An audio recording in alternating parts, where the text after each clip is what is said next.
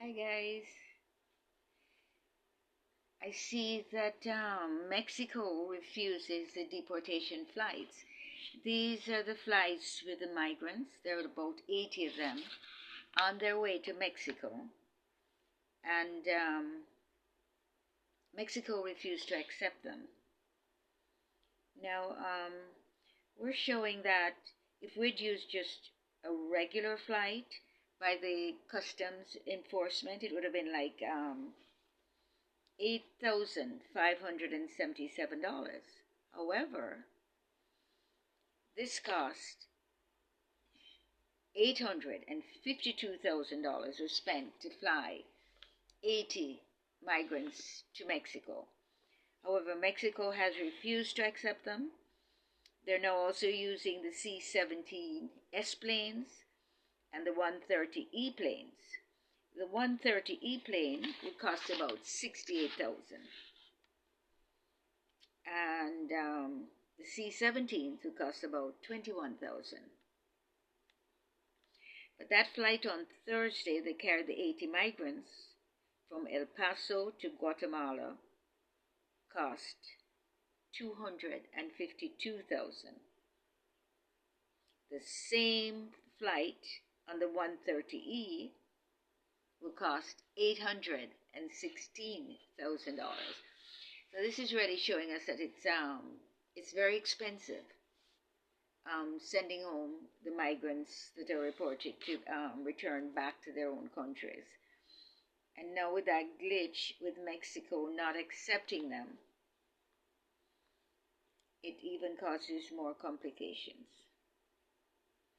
So it says here,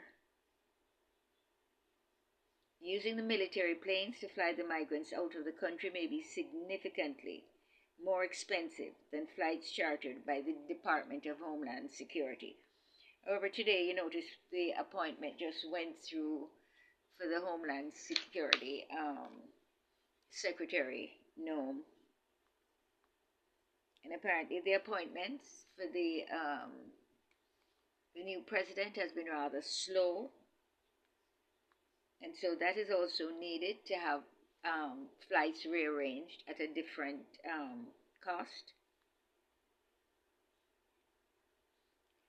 Okay, and so they're going to be providing the C-17s and the C-130 planes to help what is known as the migrant reparations or repatriation flights. So we're getting in some cheaper planes to do that.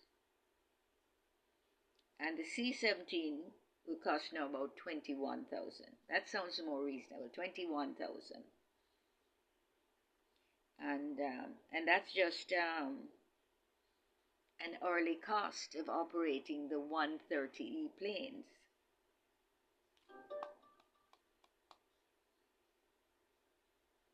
Okay, so the flights are going to be extremely expensive. So we don't know whether or not this is going to continue.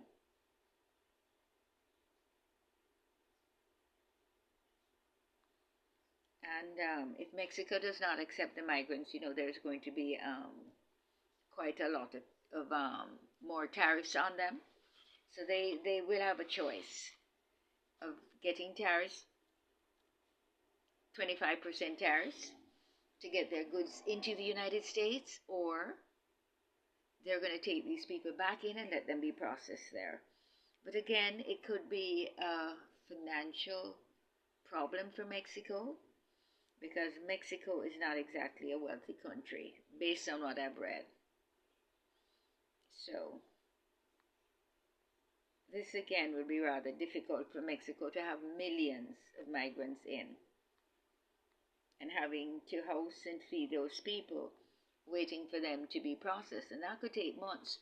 One of the things with these people that have come in lately to the United States as well, that were in the sanctuary cities, they don't have the financing to go through the regular processing, which means going to the embassy, getting your documents, paying whatever those fees are. I don't know what the fees are in Mexico, but I would think going to Mexico would be less expensive for them to Maybe there isn't even a fee. I'm going to have to check that. Being processed in Mexico, maybe it will cost them absolutely nothing. So that's more affordable for them to wait processing there to come back to the United States if they qualify based on what the request of the U.S. government has in place. And on a lighter note, let's go to Israel. Hamas released 4 females today, the 25th of January 2025. We're now being told that that was not the agreement. Even the bodies, they were supposed to be returning all, even the ones that have passed. The families of those that have passed also want the remains of their family members so they can bury them and with some dignity. They don't want their bodies to be just left anywhere. So those bodies are also supposed to be flown back to Israel for the Israelis. And what we're seeing everywhere and hearing and reading is that there's only 4 females that were returned today. We're hearing that some more might be released later, but we were told the agreement requires that all the balance of hostages be returned to Israel. They also previously just returned the 3 women that have returned, so we're looking at only 7. Israel has apparently released out over 1,000 prisoners back to the Gaza, men and women that had committed crimes and were arrested. Some were there for life, and those have been returned back to Hamas. As a matter of fact, we're told that they're celebrating today the return of their hostages. However, Israel, I don't think, wants to break the agreements or the treaties that they've had concerning these hostages, but they're waiting to get all the hostages back today because that's likely to create another problem. And our President Trump, Donald J. Trump, has said that he wants peace through strength. He does not want any wars to be going on. So he wants a ceasefire to stay and to be in place. So we really don't want Hamas not returning the rest of the hostages and for the ceasefire to be broken, for that to start all over again. So we're going to wait until later today and see what happens and how many more hostages will be returned. Okay, we're going to come back with some more updates on what the president is doing. What President Trump is doing, he's doing a great job. He's moving so fast. All those executive orders he did same day as he had promised. And the following days, almost every day, all his promises that were made were promises made and promises kept. A man of integrity, a man of honor.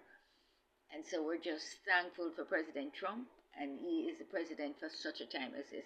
I cannot think of anybody else who would have been able to handle the worldwide situations we're having and the chaos, the fires in California, and just handling all of this. It's quite a bit. Okay, later today I'll come back on and we'll talk about the California fires and what President Trump actually said about that and what he's doing and how he's expediting things much better than anybody else could. All right, I'll talk with you later. Bye.